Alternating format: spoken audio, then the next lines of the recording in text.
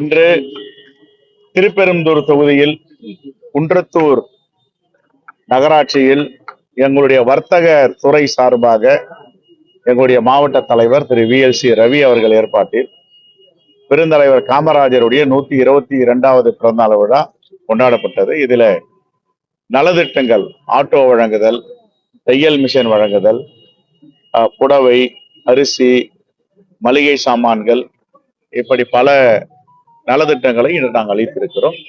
பெருந்தலைவர் காமராஜர் என்பவர் இந்த தேசத்தின் வரலாறாக இன்னும் காட்சியளித்துக் கொண்டிருக்கிறார். ஒரு நிகருக்கு நிகரான தலைவர். அந்த தலைவருடைய விழாவை எடுப்பதில் காங்கிரஸ் பேரியக்கம் பெருமை கொள்கிறது. திமுக இப்பவே தேர்தல் பணிகளை ஆரம்பிச்சாங்க. நாங்களும் தேர்தல் பணி ஆரம்பிச்சிட்டோமே, இதுவும் தேர்தல் பணி தான். பெருந்தலைவர் காமராஜருடைய பிறந்த நாளில் தேர்தல் பணியை நாங்கள் கன்னியாகுமரியில் ஆரம்பித்து விட்டோம்.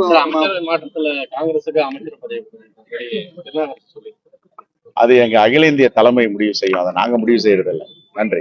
முதல் பட்ஜெட் வரப்போகுதுண்ணா, இப்ப தமிழகத்துக்கு எப்பவுமே தமிழகத்திற்கு துரோகம் செய்வதுதான் பாஜகவுடைய வேலை. இந்த ஆண்டும் 10 ஆண்டுகளாக செய்த துரோகத்தை செய்வார்.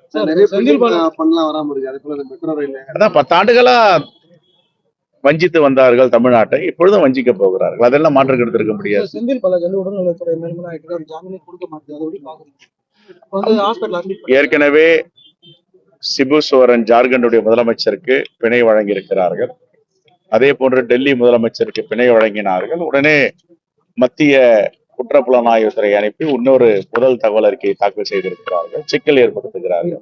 அதே போன்றுதான் மாண்புமிகு அமைச்சராக இருந்தவர் அன்பு சகோதரர் செந்தில் பாலாஜிக்கும் தொடர்ந்து தொந்தரவு கொடுத்து வருகிறார்கள். இதனால் அவர்கள் வெற்றி பெறுவார்கள். அவர்கள் வெற்றி பெறப் போவதில்லை, நீதிதான் வெற்றி பெறப் போகிறது.